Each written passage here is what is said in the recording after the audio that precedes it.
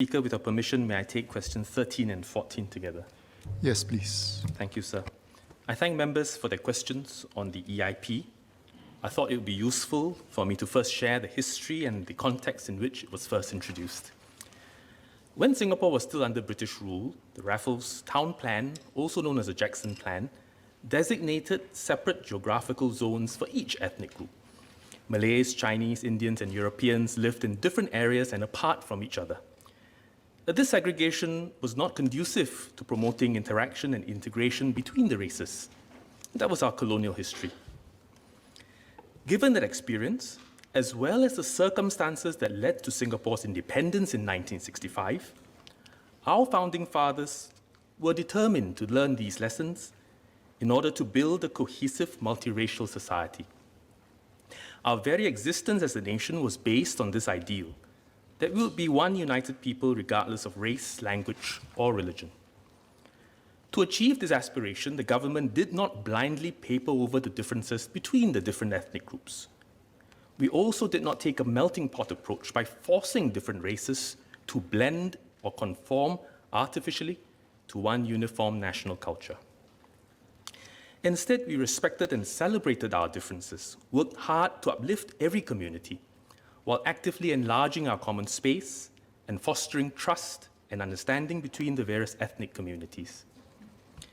We encourage this through a range of policies, including public housing policy.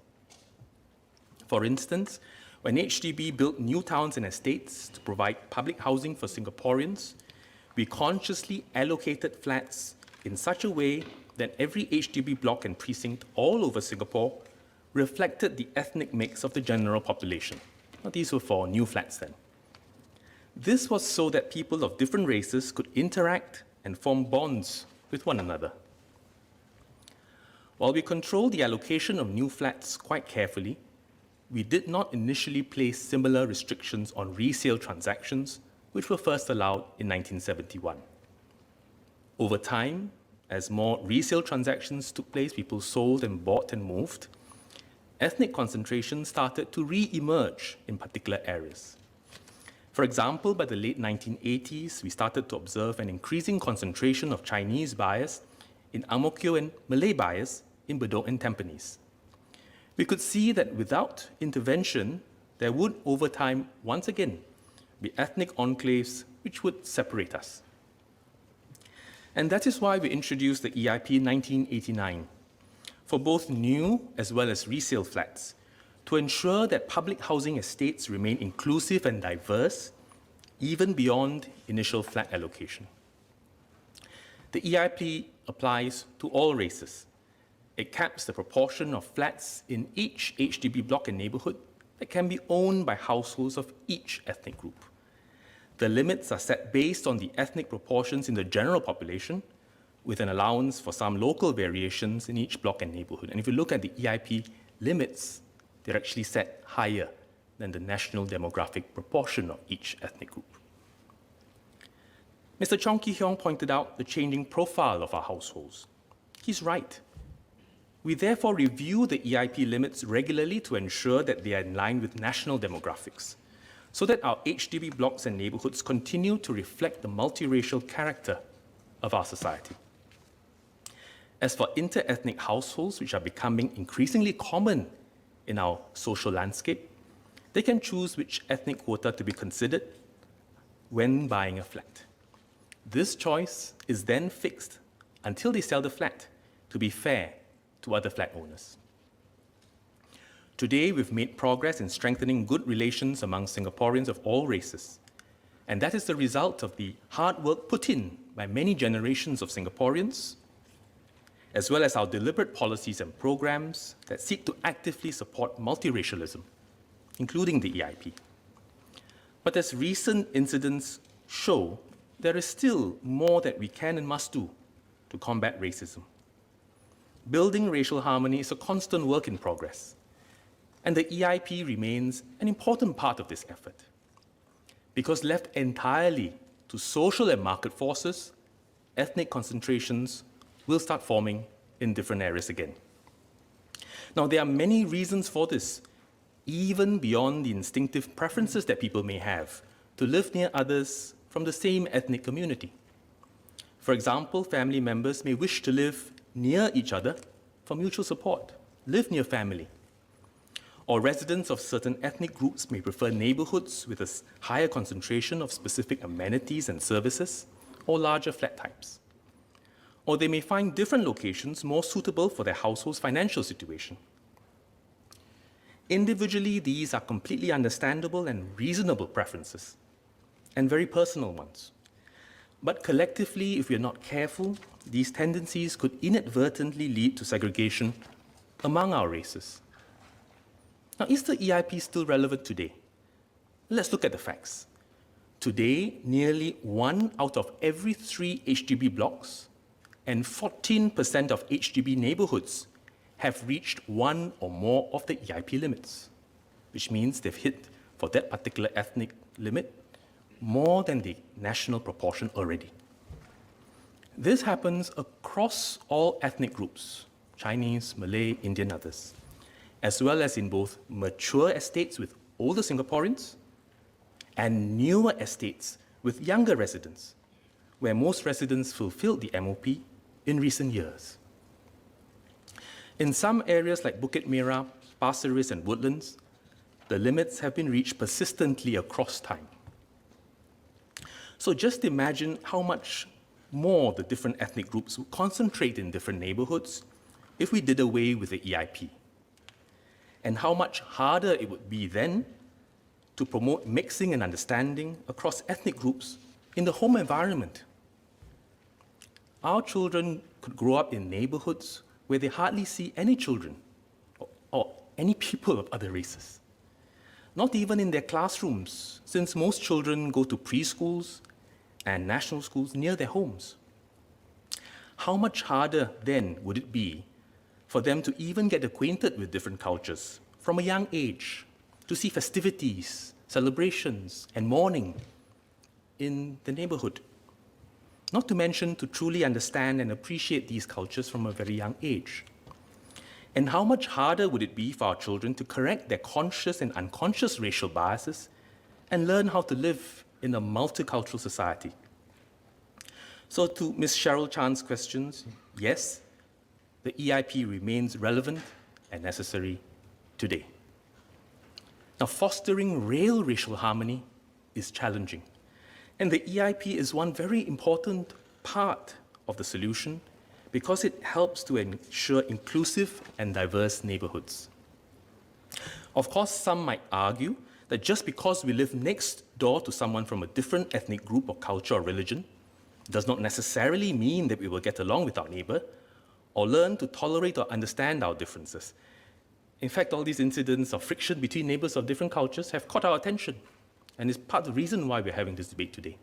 But equally often, we do not celebrate the large number of situations where neighbors learn to live with each other, celebrate each other's festivals, mourn with each other's, grieve with each other, and go and learn how to live together because they live in the same community. But others also argue that there are other ways to mix and achieve social integration in schools, at work, or during national service. But the EIP remains critical because so much of our lives and our children's lives revolve around our homes and our neighborhoods. With diversity in our estates, we get to interact with our neighbors of different races almost every day, along the corridors, the void decks, the playgrounds, the markets, our neighborhood centers, the shops, the hawker centers. And if we don't live with each other, it makes it much harder to empathize with other communities and understand the challenges that they face. And so much easier to stereotype or assume the worst of the other, the people we don't see or don't see so often. And this is a recipe for mutual mistrust and intolerance that we've seen in our early history, but also repeated in cities and townships all around the world. Indeed, we only need to look at other countries in the present day to see how this might happen. In major cities across Europe and the US, for example, racial segregation is common and well advanced. Different ethnic groups live in different enclaves. The wealthier ethnicities congregate in expensive, gentrified precincts, while ethnicities which are well off, or which are less well off, are excluded and stigmatized. They receive fewer opportunities and these differences get entrenched across generations. I recently read an article on the website 538, analyzing racial segregation in the US. It featured a tool developed by the University of Virginia, which is called the Racial Dot Map, and you might want to check it out after this. The map plots one dot for each person on the maps of US cities with different colors representing different ethnicities. The visualization is quite stark. The map is colorful, but you can see distinct and clear patches of color sharply separated from one another with very little intermixing, a reflection of how multicultural but segregated the country is. The author also cites a study showing that 3/4 of white Americans do not have any non-white friends. He writes, I quote, "The places we live affect not only our access to resources, but also who we meet, interact with, and become friends with. The nature of segregation in the US means that we only end up seeing and learning about what our own groups experience, making it hard to understand the lives of people outside our own group," unquote. Similarly, after I spoke about the EIP at an overseas conference some years back, a mayor of a big city that had suffered from serious racial segregation and conflict came up to me. He said he wished that his city had implemented a version of the EIP much earlier on to foster harmony and avert the unrest that they now regularly face. But now that societal divisions have hardened along racial and ethnic lines, the EIP is not a feasible nor politically attainable option. Even talking about the idea of ensuring that different races live near one another would cause an uproar and inflame tensions even further. And that is how bad the situation had become. And that conversation with this mayor stuck in my mind all these years. In fact, in 2016, September, Lord Mayor Sadiq Khan of London said this, I quote, "The less integrated our societies are, the greater the economic and social costs we face now and in the future. Failure to integrate feeds extremism, whether in the Muslim community or the far right. It causes anxiety and fear of crime and causes mistrust between people. A laissez-faire approach to achieving social integration just doesn't work. There is so much that city leaders can do to ensure people of different ethnicities, faiths, culture, age groups, and incomes don't just tolerate each other, but live truly interconnected lives. We need to ensure that our housing and planning laws mean we design and build integrated communities and institutions where neighbors have real reasons to come together," unquote. And actually, I've got many other studies that we've been following over the years, studies in Europe, studies in US and other cities, which affirm that integration and social diversity strengthens social cohesion and understanding. So the EIP continues to serve a very important function for Singapore. We cannot leave social mixing to chance and hope that it will happen by an invisible hand. It is better to intervene upstream to preempt the problem and to foster mutual understanding and encourage integration from the start. If we wait until racial tensions have started to bubble to the surface and develop and become entrenched, it will become so much harder to heal those fractures and rebuild trust among different communities. From our engagements and the feedback we've received, most Singaporeans understand and support the EIP and recognize its purpose. Based on the recent Reach survey, more than 60% of Singaporeans agreed that implementing racial quotas in public housing was an important way of promoting racial integration. Similar levels of support were seen across all races. About 30% were indifferent to this, and less than 10% disagreed. Having said that, we recognize that the EIP is an intrusive social policy because it acts against very powerful and complex socio-economic forces that are at play in Singapore and all over the world. And in its application on the ground, the EIP does have its rough edges and may cause difficulties for some owners looking to sell their flats. In 2020, HDB received about 500 appeals for a waiver of the EIP, which is about 2% of the 23,100 resale applications filed last year. And when the EIP limits are reached for an ethnic group, sellers from other ethnic groups are unable to sell to buyers of the constrained group. With a smaller pool of eligible buyers, sellers may have to lower their asking price, or they may take longer to market and sell their flat. This happens across all races, including Chinese sellers who are affected by the non-Chinese EIP limits, but we do see more appeals from sellers from the minority races. And this is because Chinese buyers form a larger proportion of the market simply from the demographic mix of society, and the impact on individual non-Chinese sellers is therefore larger when the Chinese EIP limits are reached. And this data we presented in some PQs earlier. In such cases, the seller's loss may be the buyer's gain. A buyer from an eligible race will benefit from a lower resale price and would thus be less affected if and when they sell the flat in future. But this brings little comfort to affected sellers, particularly those who had bought the flat from HDB or on the resale market before the EIP limits were reached, and yet are now caught by EIP limits. And this is the group who can be financially disadvantaged, and I understand that they feel aggrieved. They may feel it is unfair that they are personally shouldering the cost for a policy that benefits all of us in society. Now, over the years, MPs on both sides of this House have raised these concerns. And this is why HDB has been exercising flexibility for EIP-constrained owners on a case-by-case basis. For instance, HDB will give the household more time to sell their flat and even waive the EIP limits if there are exceptional circumstances. In fact, the percentage of successful EIP-related appeals have risen from 14% in 2018 to 21% in 2020. However, whenever HDB waives EIP limits to address its impact on certain households, it is mindful that this may lead to even higher imbalances in the concentrations of certain ethnic groups in some areas. So we're studying the situation carefully and are looking at what more can be done to help affected sellers. The EIP is by no means the perfect tool, nor the only tool to promote and ensure racial harmony. We are very conscious of the trade-offs and will keep working to smoothen its sharper edges. But it has an essential place among the range of tools and programs and policies and safeguards we deploy to protect and promote our racial harmony. So let us keep in mind the larger social objective behind the EIP, even as we seek to smoothen its sharper edges.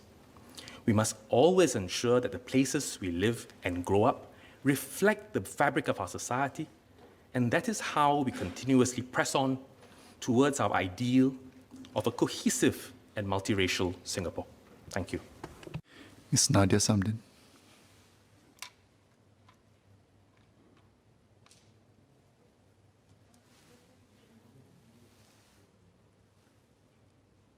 We're taking all the way to PQ 16.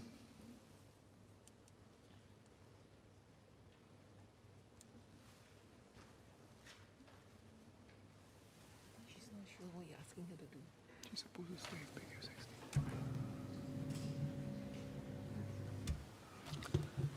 16. Mr. Speaker, uplifting low-income and vulnerable families, including supporting families staying in rental flats to attain and regain home ownership, is a whole-of-society effort. On the government's part, we have a suite of housing grants and priority schemes to ensure that public housing continues to be affordable and accessible to all Singaporeans. We have also enhanced our measures to provide additional support to families staying in rental flats in recent years. In addition to generous housing grants, families in public rental can receive one-to-one guidance from HDB's Home Ownership Support Team, HST, as they work towards buying a flat.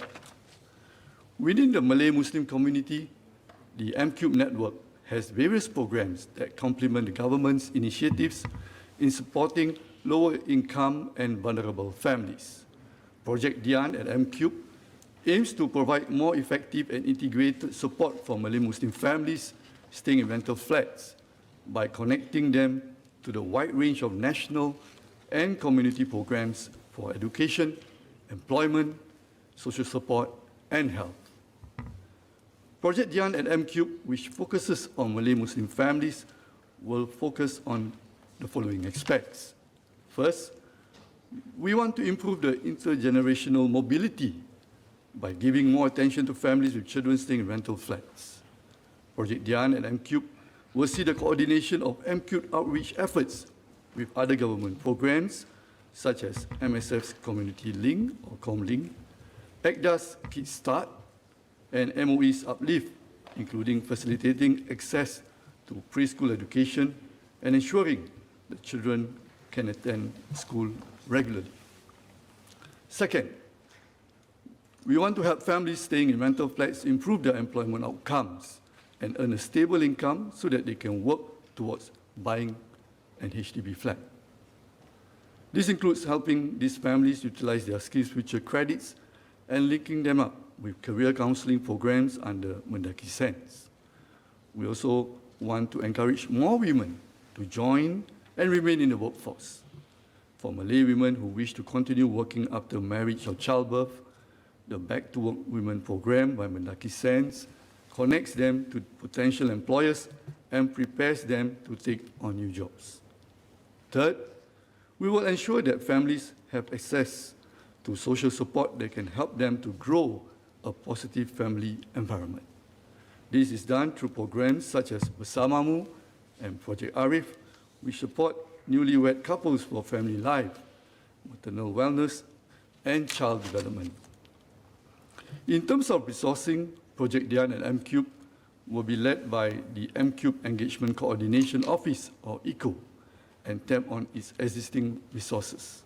For example, ECO will equip volunteers reaching out to families staying in rental flats with the knowledge and skills to perform last-mile outreach. We welcome more who wish to be part of Project Dian at MCube and partner us on this important effort. Ultimately, we hope the concerted support will enable the vulnerable families to achieve home ownership. Thank you, Speaker. Leader.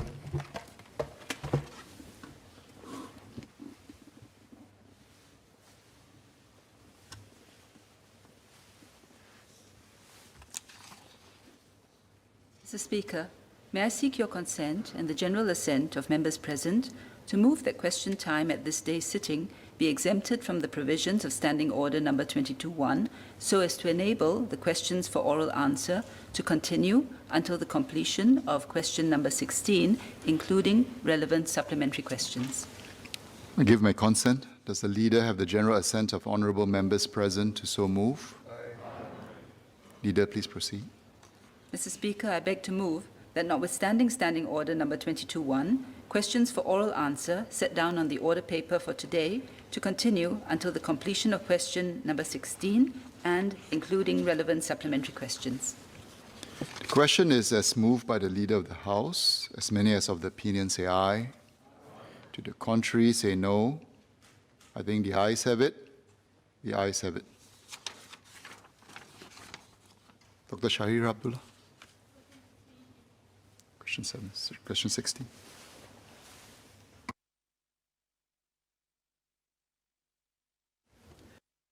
Mr. Speaker, Money Sense is our national financial education program that seeks to raise Singapore's financial literacy. Under Money Sense, there are various initiatives, resources, and tools to help Singaporeans make prudent decisions related to their savings, housing purchase, investments, and retirement planning. This is done in two ways. First, Money Sense website and social media channels provide free, bite-sized information, starter packs, and financial tools on financial planning. Second, Money Sense offers free financial talks and workshops through the Institute for Financial Literacy, or IFL. Since March this year, the IFL has been conducting periodic Ask Me Anything Facebook live sessions, where individuals can ask trained finance professionals about topics such as estate planning and digital tools for financial planning. In addition, MoneySense collaborates with various partners to reach out and provide financial education to Singaporeans at different stages of their lives. For example, MoneySense works with the Ministry of Social and Family Development, MSF, to incorporate financial planning topics in the marriage preparation programs. This includes Muslim couples attending the Cinta Abadi marriage preparation program, where they will learn how to plan ahead by making CPF nominations and the lasting power of attorney. Community initiatives supplement these national programs to further strengthen support for the Malay Muslim community, including newlywed couples and young families. Mendaki Census program Bijak Belanja engages young and low-income families to empower them with financial management skills. The workshop is delivered in Malay and covers practical day-to-day management of family expenses. Topics such as home ownership, basic investment, and management of inheritance are also covered in the program. Over the last 2.5 years, more than 600 participants have benefited from Mendaki Sense program Bijak Belanja.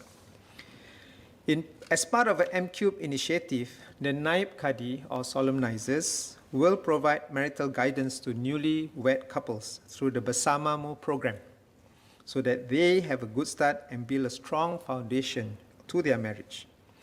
Where required, the Naib Kadis will also refer couples to available community and national resources, including financial support programs. Financial support courses will also be offered to newlywed couples and young Muslim families under the Temasek Foundation program called Achieve Resilient and Inspiring Families, or Project Arif. MUIS is in discussion with MoneySense to incorporate financial planning components into this program, which is expected to be implemented next year. Religious guidance is also another way provided to the community on matters related to financial and estate planning tools.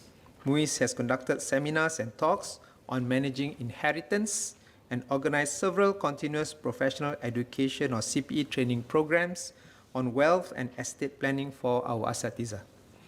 A free guidebook on the Islamic law of inheritance, or what we call Fara'id, covering the financial and estate planning tools that can be practiced by Muslims within Singapore's context, is also accessible online. The guidebook contains a helpful list of FAQs on managing inheritance. In addition, MUIS has issued religious rulings of fatwas to guide the community in the estate planning and decision-making. For example, the Hiba Special Needs Trust Company, or SNTC fatwa, permits trusts to be made for disabled dependents to ensure their future well-being when there is no longer a surviving caregiver. Another one, the Joint Tenancy fatwa, permits the surviving joint tenant to have full ownership of the property without the need for a transfer of ownership and being subjected to distribution of inheritance according to Islamic law. And third, the CPF nomination fatwa recognizes the permissibility of the CPF nomination instrument. Muslims can choose the CPF instrument or distribute their wealth according to Faraid, or exercise both options together. In 2012, MUIS also set up the Wakaf Ilmu, a voluntary charitable endowment for Muslims to come forward to do planned giving. The revenue generated through the investment of the Wakaf in capital guaranteed instruments and properties is channeled towards supporting Islamic education in Singapore. Mr. Pritam Singh.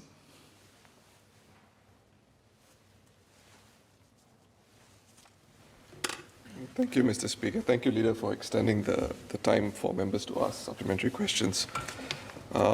My question is directed to the Minister of National Development. First and foremost, thank you for that very nuanced exposition of the EIP. I think it's been the most nuanced reply that I've heard from a government minister on the EIP, considering, on the one hand, the realities of racial integration and other policies that can assist, and on the other, the fact that there are people who actually pay a price for the EIP. I have three supplementary questions. The first pertains to the request for waivers. This has been on the up. From 2017 to 2019, I understand the numbers were around 1,850 for the 3 years, 59% from the, sorry, I beg your pardon, 25% from the Malay community, 16% from the Chinese community, and 59% from the Indian and other community. And then the numbers actually cascade lower in the years before. My question is, the EIP limit for the Indian and other community, which is at 59%, or which was at 59%, the EIP limit overall was actually reviewed in 2010, and the EIP limit for that category was 10% and 13% at the neighborhood and block level, and that was increased to 12 and 15% respectively.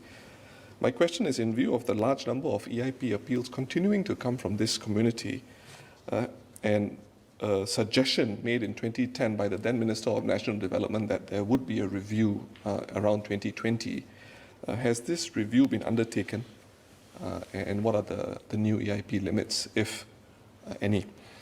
The second question is actually a question for information. In 1989, when EIP was introduced, 28% of the neighborhoods had already breached the established EIP guidelines on the start date of the EIP. Over the years, this has fallen, but there is no real clarity about why this has fallen. But I'm really referring to the number of new neighborhoods that have also come about. So the percentage can be very difficult to understand. For example, in Kaki Bukit in Aljunied GRC, the neighborhood level numbers for the Malay community are still, I believe, beyond the EIP limits. And there's nothing untoward about race relations in Kaki Bukit, and I think this will be replicated in other parts of Singapore. So to this end, is the government prepared to share details on the breakdown by ethnic groups of all the HDB neighborhoods, both new and old, on an annual basis from 1989? And if it is, then we'll file the question. And finally, in response to a PQ I filed in 2013, HDB shared that it had reviewed the EIP limits for rental flats. And administratively, it adds up to 10 percentage points for the block limits for HDB rental flats. Would HDB consider a similar approach for all flats and also exercise greater flexibility at the neighborhood level as a means of loosening the EIP criteria as a compromise, or even remove precinct and block quotas in favor of a larger area of coverage? This is in view of the rising number of EIP waiver requests over the last few years, Singapore's changing demographic profile, and for policy equity considerations towards communities that are adversely affected by the EIP. Thank you.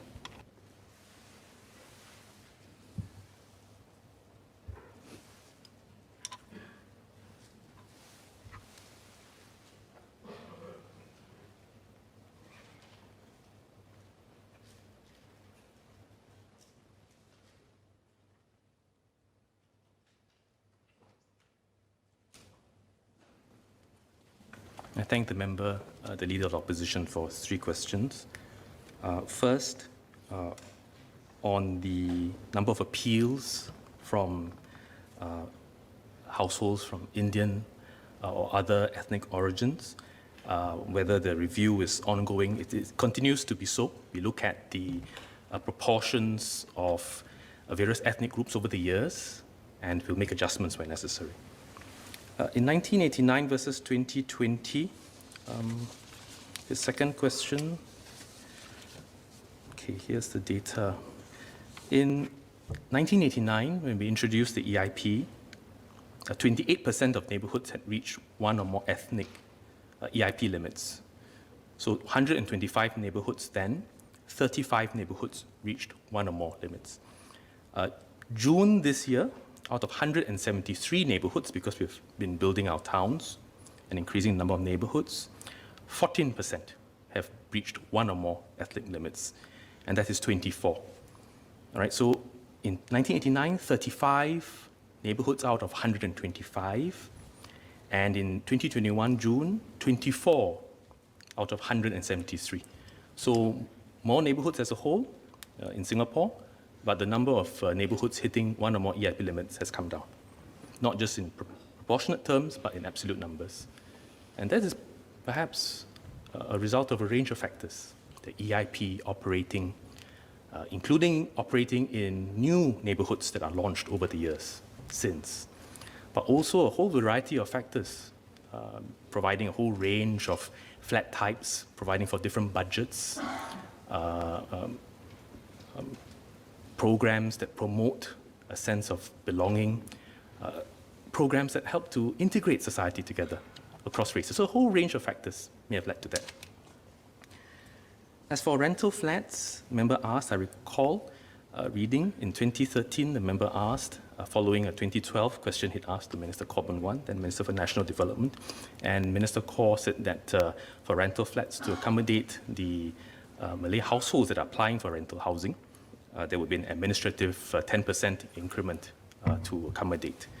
And whether we will consider that across all housing types, as I said earlier, we are mindful of the intent of EIP as a bulwark against very strong socio-economic forces born out of choices of individuals. And the EIP we need to adjust along the way in terms of looking at proportions, but it's a very important bulwark, and I hope the member agrees with me. And therefore, we look at individual cases in order to determine whether we should waive the limit, as opposed to an inexorable increase in EIP limits for all races across the board, which for some cases would bring it close to 100%. Because for Chinese, the EIP limit is already 87%. So the question is, how much more do you want to raise the cap? And in doing so, even when we allow appeals on a case-by-case basis, we are already pushing at the boundaries of what the policy seeks to achieve. Now, let me also take this opportunity to ask the Leader of the Opposition to give us a better understanding of the WT's position on EIP. And you've asked very useful questions. I looked at your manifestos, and the Workers' Party has said unequivocally from 2006 to last year that the Workers' Party wants the EIP to be abolished, and people should be able to stay wherever they want in our estates. Let me quote page 28 of the 2020 manifesto. I quote, "The ethnic quotas of governing citizens' home ownership of HDB flats should be abolished. This would address the disadvantage faced by ethnic minority HDB flats resellers. Abolishing the quota will not cause racial disharmony among Singaporeans. After more than 50 years of nation building, our society has evolved and achieved multiracial integration that has gone beyond the need for mandating proportionally mixed neighborhoods.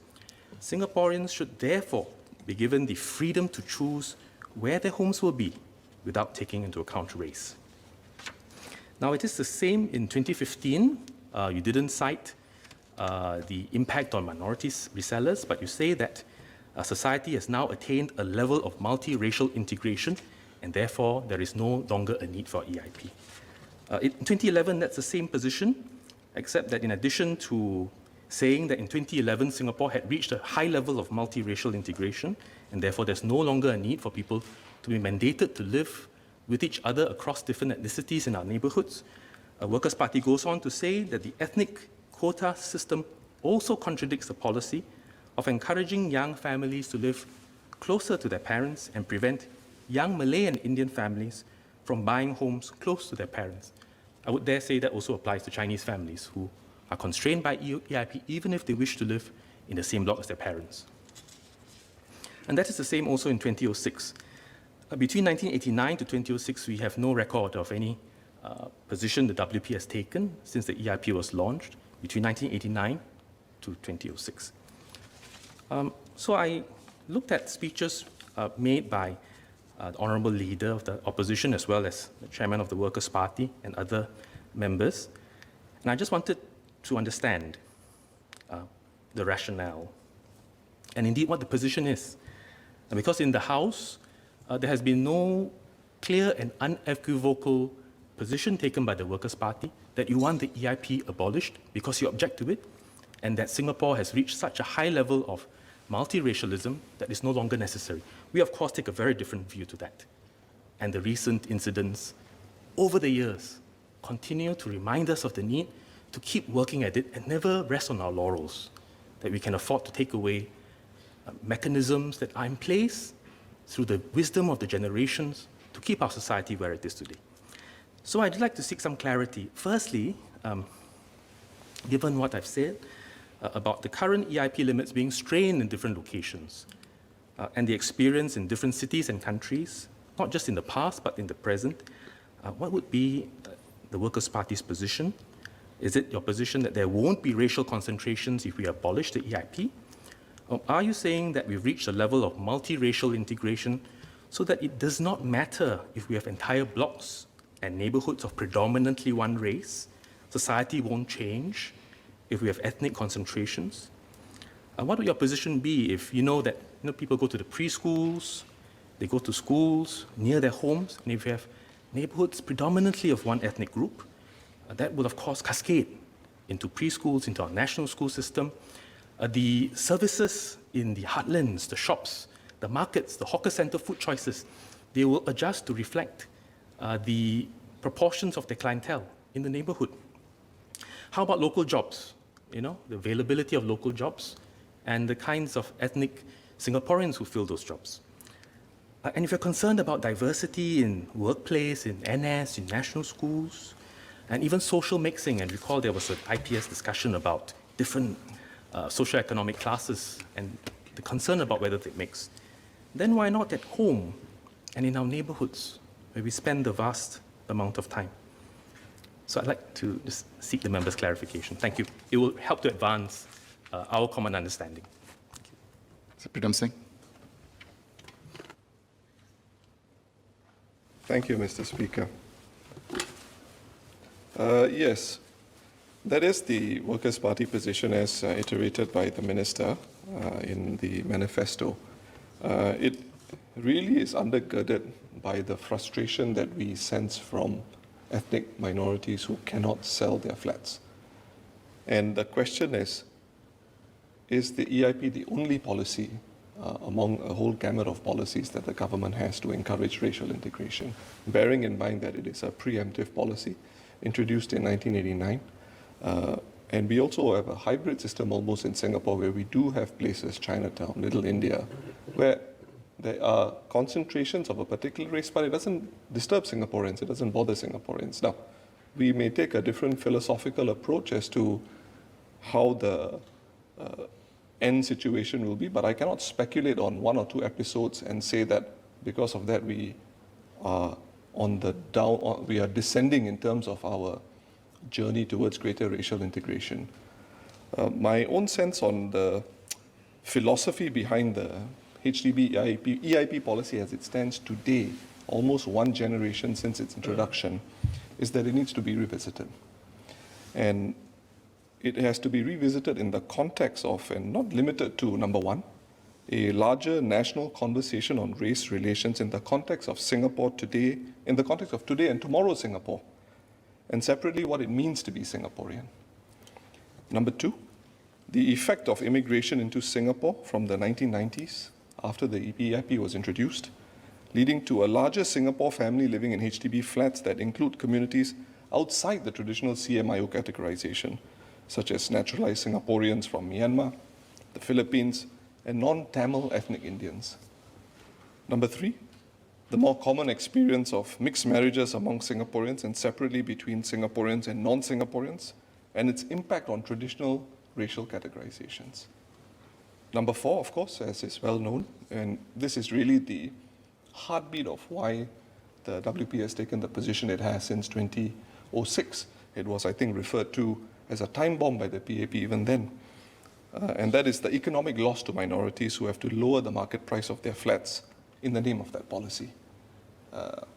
And that is particularly painful because we hear that from many people who are in that position. And I believe Chair of the Workers' Party in the opening of Parliament for this session referred to one individual who had to sell the flat at a loss of $100,000.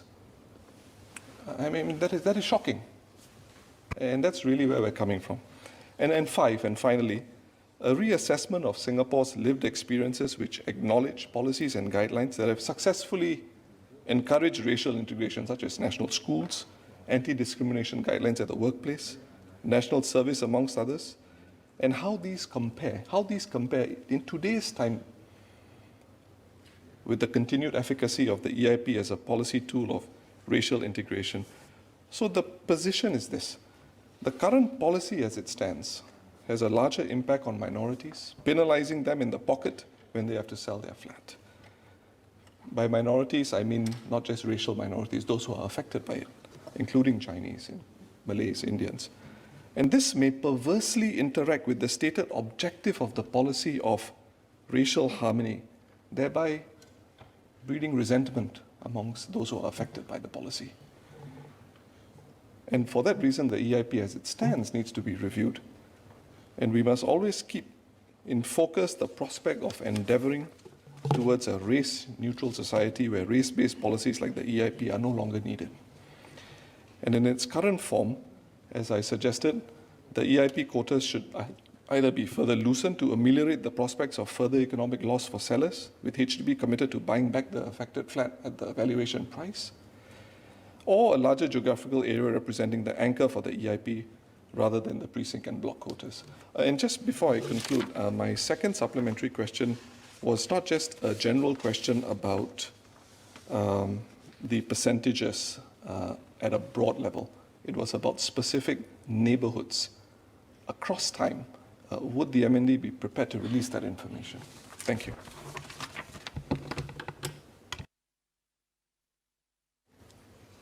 No, I thank the Leader of the Opposition for the very clear elucidation of the party's position that it objects to the EIP and would want it abolished. Couple of responses. First, he says this is a preemptive policy, 1989.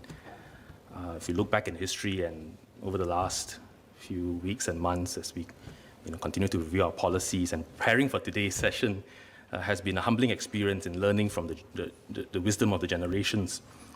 It is not a preemptive policy, 1989. It was a policy that was put in place because of the lessons learned from the 60s, paid for with blood, sweat, and tears. A real pain in families grieving for lost loved ones, and a country newly formed, wrecked by racial riots and disharmony, distrust. And the efforts of HDB, not just to build homes for people who lived in slums or villages that flooded or were easily burned, but also ensuring that we learn those lessons. And in allocating new flats, made sure that in every block there was a racial mix, taking people from what were ethnic enclaves, which were a legacy of the Jackson Plan and persisted through villages and enclaves of different races, pulling them up and saying, you move into these high-rise homes in the sky, but we'll mix you. Learn to live with each other. If you talk to the earlier generation, it wasn't easy. And I think today there's still frictions along the way, but things have improved. And so it's not a preemptive policy. It's not something that we decided to put in because we were looking at other countries. We paid for it with the blood of our brethren and sisters. So that's first.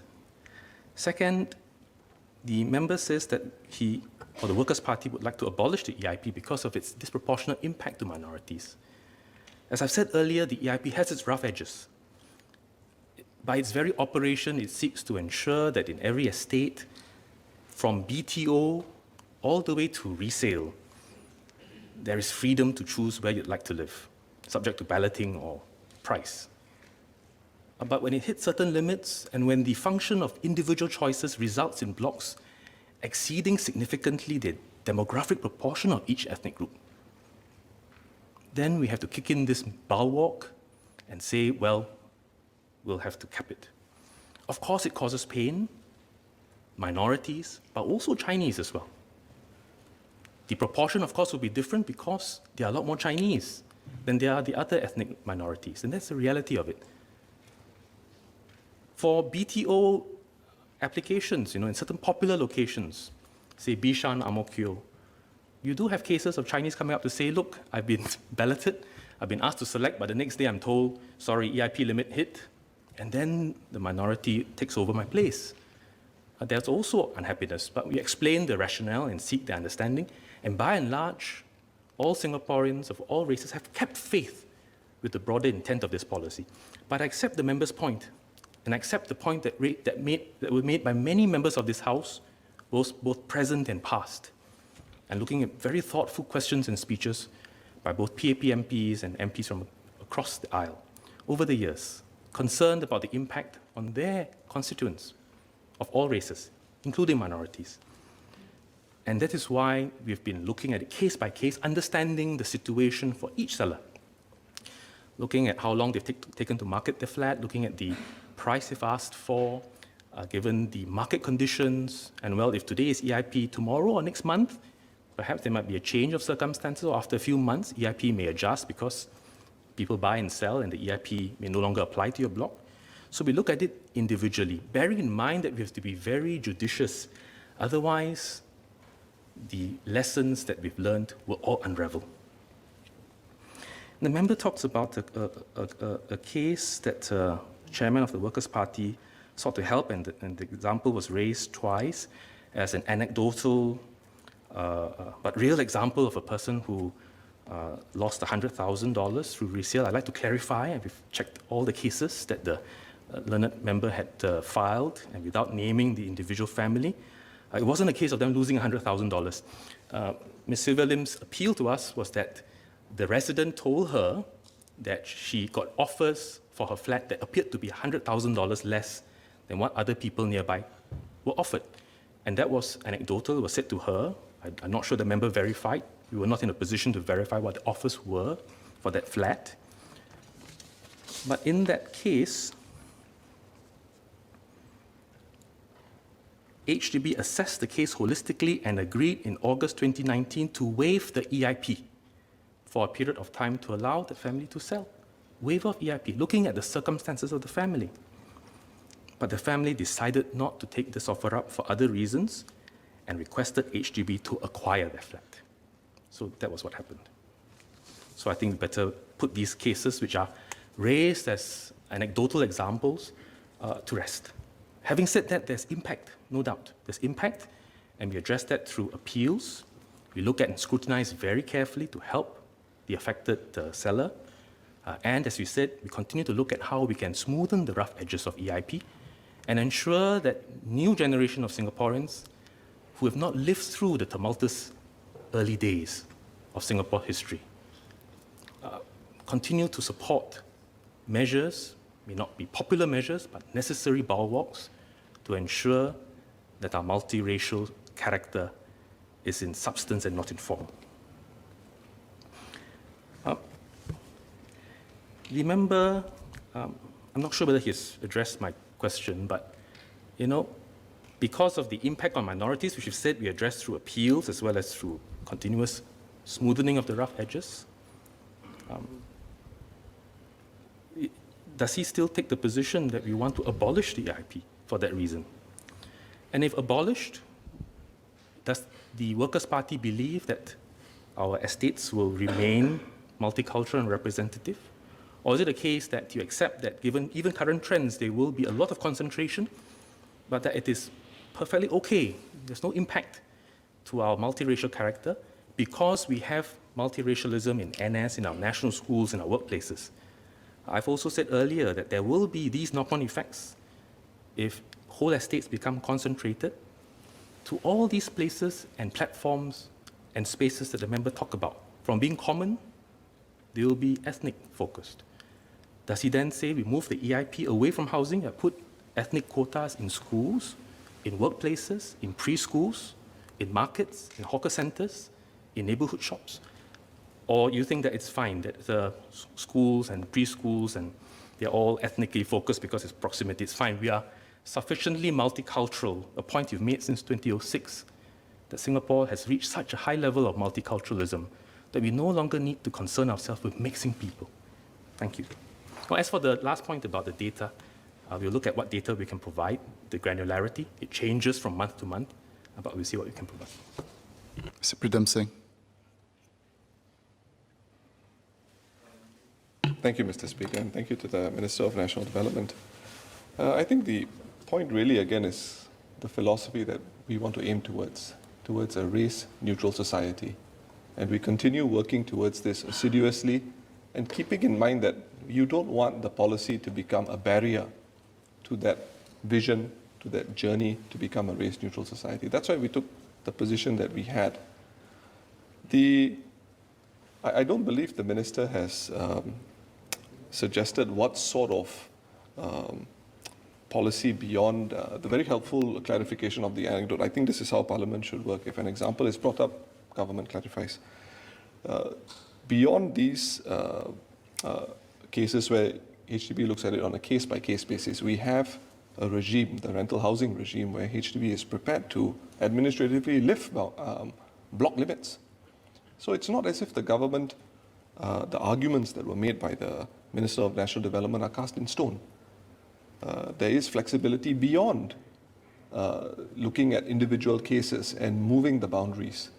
So the question I'd like to ask is, for the review that was supposed to take place 10 years after 2010, according to Minister Ma Bao Tan, what sort of schemes, changes has HDB discussed internally beyond just looking at cases on a case-by-case basis?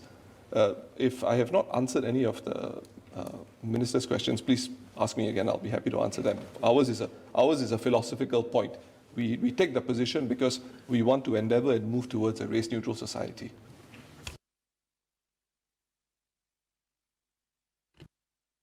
Thank the.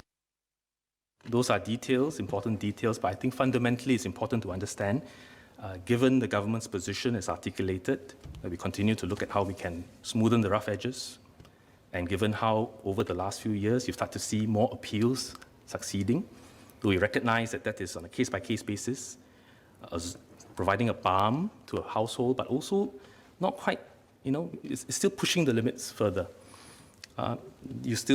Workers' Party still wants to abolish, and if it abolishes, the important questions about your belief about what society will be like, I think that is most fundamental. The other issues we can address, but we need to understand your position on multiracialism. Number two, the importance of these bulwarks to ensure multiracialism. Number three, your position on CMIO. You've talked about a race-blind society, a race-neutral, a race-blind, multicultural society. But yet, over the years we've been tracking, Workers' Party has been filing lots and lots of questions specific to individual minorities or races. And in fact, I understand member Mr. Faisal Manaf had asked the PQ before, asking for assurances that we will ensure that the ethnic mix in Singapore will remain, and wants to keep a very close eye on ethnic issues. Thank you.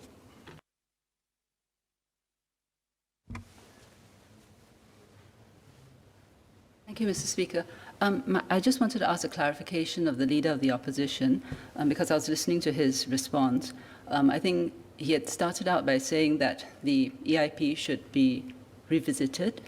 Then he said reviewed. He then mentioned that in their manifesto they took a philosophical position. But I'm sorry, because I still don't know what the WP's position is. So could the Leader of the Opposition clarify? Is he saying today that the EIP should be abolished? Is the answer to that yes or no? That's all I want to know. Or is he saying that it need not be abolished, we can just look to see how we improve it? That's all I wanted to understand.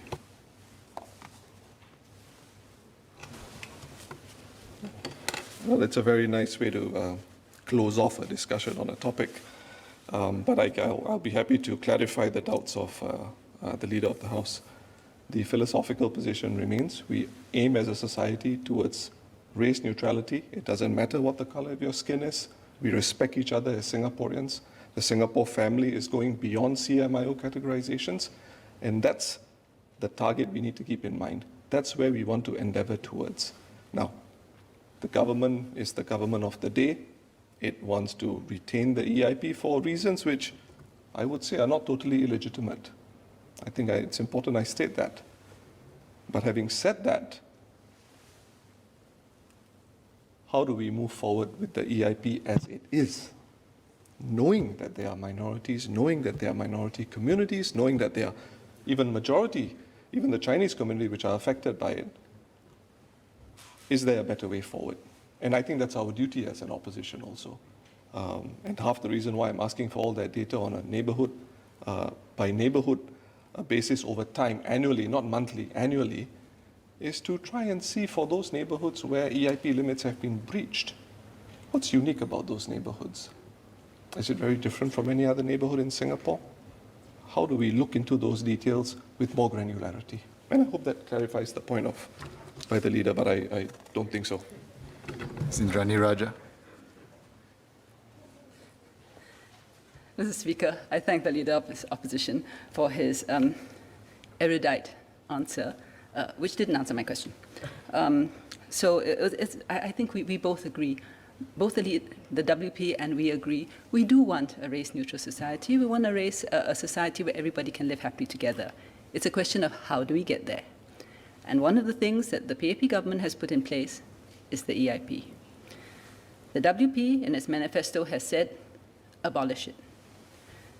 Mr. Pritam Singh comes to Parliament today and says, revisit, review, underlying philosophy, and a few other things. I just want to know, today, is the WP saying we should remove the EIP? If you are saying that we should do that, say so. On the other hand, if you're saying that, keep the EIP, but let us improve it and ameliorate the impact on minorities, say so. And then I think we know where we both stand and where we are in agreement. Mr. Pritam Singh.